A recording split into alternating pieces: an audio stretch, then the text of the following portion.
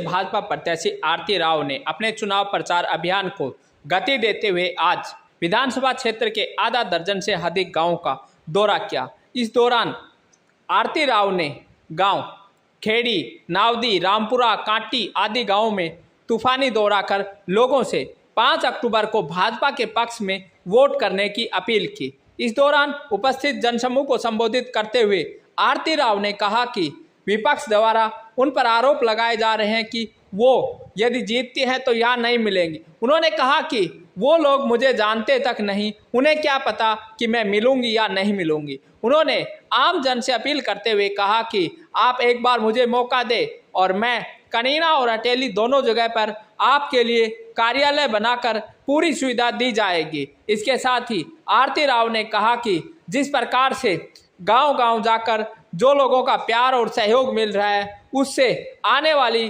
5 तारीख उनके पक्ष में भारी मतदान होने की उम्मीद है। भाजपा प्रत्याशी का गांव-गांव पहुंचने पर भव्य स्वागत किया गया। साथ ही उन्हें अनेक जगह पर फलों और मिठाइयों से तोला भी गया। इस दौरान गांव रामपुरा में आरती राव के लिए भव्य स्वागत कार्यक्रम किया गया। इसमें उन पर पुष्प वर्षा कर उनका भव्य स्वागत किया गया। इस दौरान गांव की महिलाओं ने भी आरती राव का स्वागत किया और उन्हें चुनरी और शाल उड़ाकर उन्हें सम्मानित किया। इस कार्यक्रम के दौरान अटेली से पूर्व भाजपा विधायक सीताराम यादव विशेष तौर पर मौजूद रहे। यहाँ पे आए बुजुर्गों, माताओं, बहनों, मेरे नौजवान साथियों, नमस्कार और राम राम जी। आए 1.5 घंटे से बैठे गर्मी में, सबकी खुश निकल गई। हाँ, थोड़ा सा जोश होना चाहिए, चुनाव का समय है। राम राम जी।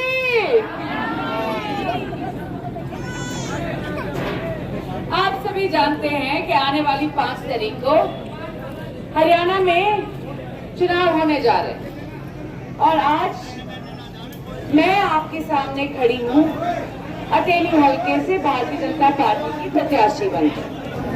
मैंने आज के दिन, मुझे इसलिए भी खुशी है क्योंकि 10 साल से मैं आपके बीच आ रही हूँ और नांगल चौधरी से गुड़गांव तक जहाँ तक भी मैं लोगों से मिल पाई, उनका सुख दुख बांट पाई, उनके साथ रह रही हूँ।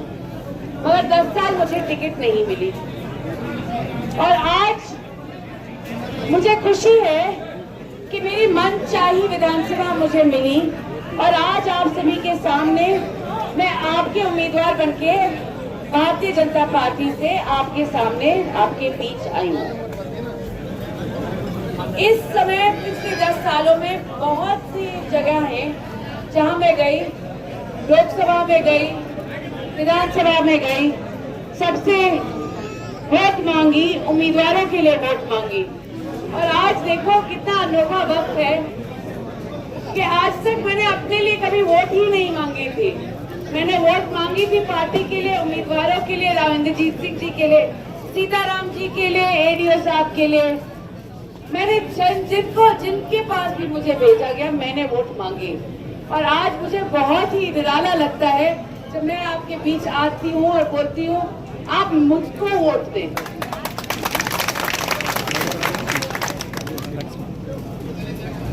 बहुत लंबा और गहरा रिश्ता रहा है अटेली और मेरे परिवार के बीच।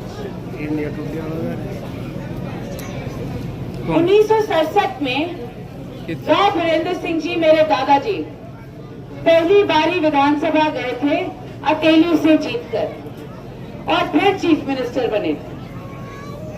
उसके बाद भी वो जीते थे अटेली से।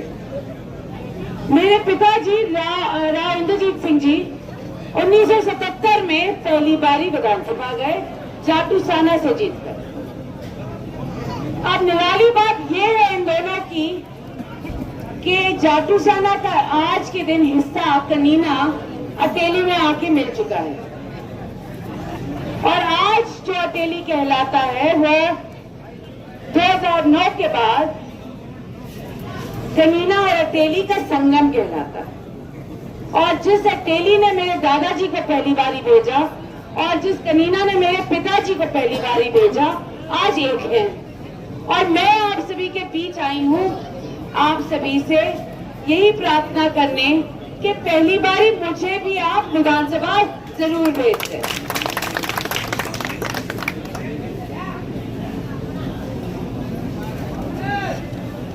इसके साथ साथ मैं ये भी कहना चाहूंगी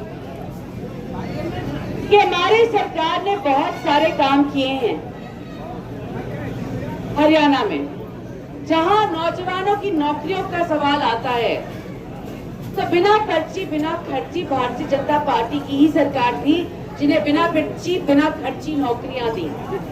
अगर आज के दिन हमारे नहरों में पानी आता है जो 10 साल पहले सूखे हुए थे, वो भारतीय जनता पार्टी की सरकार की। साथ साथ सड़कों की हालत देख लो। 2014 से पहले सड़कें होती ही नहीं थी अपने पास।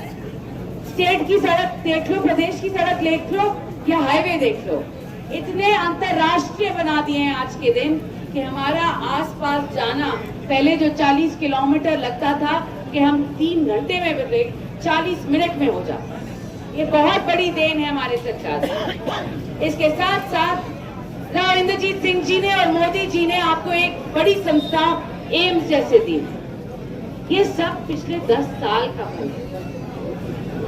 मैं आज आप सभी के बीच ये कहूंगी कि अगर हम चाहते हैं कि हमारे विकास की पटरी ऐसे ही चलती रहे और हमारे बच्चों को नौकरियां मिलती रहें, तो मेरी आज आप सबसे दरखास्त है कि 5 तारीख को कमल का फूल जरूर दबाना। नहीं तो जो नौकरियां हम अपने बच्चों के लिए मांग रहे हैं वही नौकरियां वापस रोहतक के बच्चों को मिलेंगी, हमारे बच्चों को नहीं मिलेंगी। अगर आपको याद होगा 2009 में जब हमारे विरोधी एमएलए थे तो नौकरी हमारे बच्चों को मिल रही थी क्या? रोहतक वाले बच्चों को मिल रही थी। पर्स वाले रोहतक से आ रहे थे, नलका खोलने वाले तक रोहतक से आ रहे थे। और अगर हम ये चाहते हैं कि ऐसी बात ना हो, जो बेझिझक आने वाली 5 तारीख को 36 बिरादरी वाली पार्टी, विकास करने वाली पार्टी भारतीय जनता पार्टी को ही वोट दें। जहां तक मेरा सवाल है कि मैं क्या करना चाहती हूँ आने वाले 5 सालों में, तो मैं सबसे पहले तो अपने युवा भाइयों की बात करती हूँ, अभी भाइयों और बहनों की बात करती हूँ। आप सब जानते हैं कि 20 साल मैंने खेल जगत में बताया, 20 साल भारत का नेतृत्व किया शूटिंग में, अनेकों मेडल मैंने जीते, मगर इसलिए जीते क्योंकि मेरे पास इंफ्रास्ट्रक्चर था, एक जगह थी जहां मैं प्रैक्टिस करती थी। हमारे युवाओं के पास भिवानी में मिल सके है, रोहतक में मिल सके है, मगर खेल की कोई सुविधा हमारे जिले में तो है ही नहीं। और अगर हमारे बच्चे चाहे भी कि आगे जाके खेल में कुछ करना चाहें, कुछ बनना चाहें, तो उस सुविधा को हमारे यहाँ तक आना पड़ेगा ताकि हमारे बच्चे भी भिवानी और रोहतक जैसे बच्चों तक कल सुनहरे लक्ष्यों में हमारा नाम रोशन कर सके। सही बात है या नहीं? इसके साथ साथ हमारी बच्चियां, जब भी हमें कॉलेज सोचते हैं हम बच्चियों को कॉलेज भेजेंगे, तो हमें बाहर देखना पड़ता है कि अटेली से बाहर कौन से कॉलेज हैं, और अगर हमें बच्चियों को भेजना भी है उन कॉलेज या नहीं, क्योंकि बच्चों को भेजने में हम सब टकराते हैं कि बाहर भेजेंगे फिर क्या होगा राम जाने। तो मैं चाहती हूँ कि बेहतरीन कॉलेज वो दोनों लड़का और लड़कियों के लिए हमारे अटेली में ही खुले, ताकि हमारे बच्चे कहीं बाहर जाके नहीं, खुद अटेली में अपने आप सक्षम यहाँ हो। क्या ही जा रहा है, मगर छोटे छोटे क्लिनिक चाहिए हमें जहाँ छोटी छोटी बीमारियों का इलाज हो सके। पीएचसी जहाँ नहीं बनी है वहाँ बनाई जाए, अच्छी तरह डॉक्टर और नर्स से इलाज करवाया जाए, तो आने वाले वक्त में हम तमाम अटेली के लोगों को इस सुविधा का सुविधा प्राप्त कर सके। जहाँ तक बात है विरोधी दल के नेताओं की, मैं बस इतना बात कहूंगी, ये मेरी पहली बारी है और मेरी पहली बारी में मेरे से शिकायत होने लगी कि तुम मिलेगी नहीं। मैंने कहा आप चुन तो लो, फिर शिकायत करना, अगर ना मिलूं तो शिकायत करना, मगर ना मैं बनी अभी, मगर शिकायत पहले से शुरू हो गई। मैं बस ये आश्वासन देना चाहती हूँ कि लोग जो भी कहें उनके बातों में मत आना। मैं आप सभी के बीच रहने आई हूँ, आप सभी के सुख दुख बांटने आई हूँ, और अगर कोई दूसरा कहे तो उसकी बात मत कहना। मेरा ऑफिस खुलेगा, अटेली में भी खुलेगा, कनीना में भी खुलेगा, और मैं अपनी कर्म भूमि अटेली को ही बनाने आई हूँ।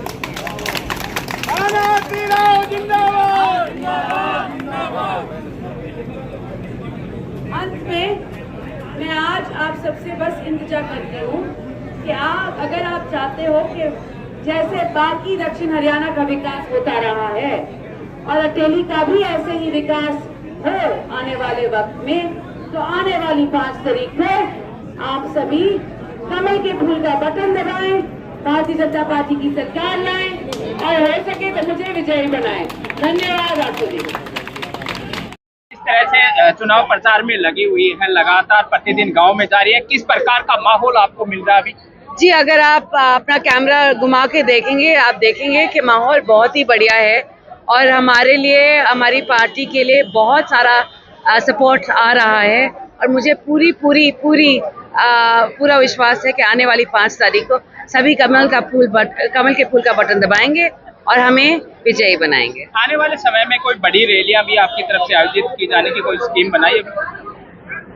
जी, बड़ी रैलियां तो एमएलए इलेक्शन छोटी लोगों से ज़्यादा संपर्क बनाने की होती हैं, मगर हाँ 23 सितंबर को राव इंद्रजीत सिंह जी आ रहे हैं, ब्याली आ रहे हैं 23 सितंबर को 10:30 बजे, और सबको मैं न्योता दूंगी कि प्लीज़ सब ज़्यादा से ज़्यादा तादाद में आए, क्योंकि हमारे शहीदी दिवस है उस दिन, वो भी मनाएंगे हम। विपक्षी दलों का एक बार आरोप रहता है कि आप जो है अगर यहाँ से जीतते हैं तो लोगों से मुलाकात नहीं हो पाएंगी, इसको लेकर क्या कहें? जी, मैं इतना कहूँगी विरोधी पक्ष वालों को कि आप मुझे जानते नहीं, ना आप मुझे पहचानते हैं। मैं यहाँ काम करने आई हूँ, लोगों के बीच रहने आई हूँ, और जो विकास आप नहीं कर पाए वो मैं करके दिखाऊंगी। कांग्रेस वाले कह रहे हैं कि कांग्रेस का पूर्ण बहुमत आ रहा है, उसके बारे में क्या कहना? जी, अब मैं तो, भारतीय जनता पार्टी वाले भी बोल रहे हैं कि पूर्ण बहुमत आ रहा है, तो आप पे निर्भर है कि किसकी बात आप मानते हैं, मगर मुझे मालूम है कि जहां मेरे आसपास जो भी विधानसभाएं हैं वो सारे भारतीय जनता पार्टी के खाते में जा रही है। क्या रोड मैप रहेगा आपका? रोड मैप, जैसे मैंने अभी बात की, मुझे जैसे मैं खेल से आई हूँ, 20 साल भारत का नेतृत्व किया है मैंने बाहर इंटरनेशनल स्तर पर, और मेडल्स भी जीते हैं बहुत सारे। तो मैं चाहती हूँ कि हमारे जो युवा साथी हैं उनको भी एक ऐसा इंफ्रास्ट्रक्चर बने, शूटिंग में ही हो, शूटिंग हो सकती है तो आर्मी में पहुँचने में, आर्मी में दाखिल होने में उनको मदद मिल सकती है। अगर और स्पोर्ट्स भी हों तो आगे चल के वो अपने, हमारा देश और हमारा नाम रोशन कर सकेंगे। साथ साथ बच्चियों के लिए अच्छा कॉलेज, ताकि हमारी बच्चियां बाहर नहीं, अंदर अटेली में ही अपनी शिक्षा पूरी कर सकें।